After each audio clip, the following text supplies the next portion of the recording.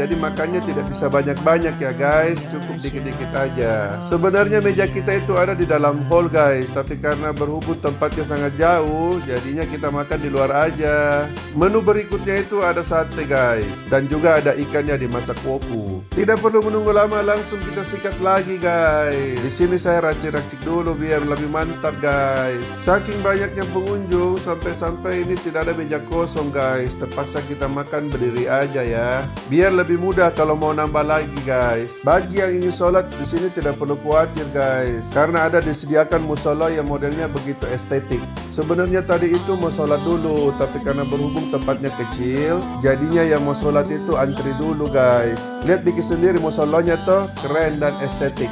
Ada juga swimming pool dan tempat-tempat untuk berfoto. Setelah sholat maghrib kita lanjut sikat lagi guys. Menu berikutnya itu ada ayam Hongkong. Saya tidak tahu kenapa dinamakan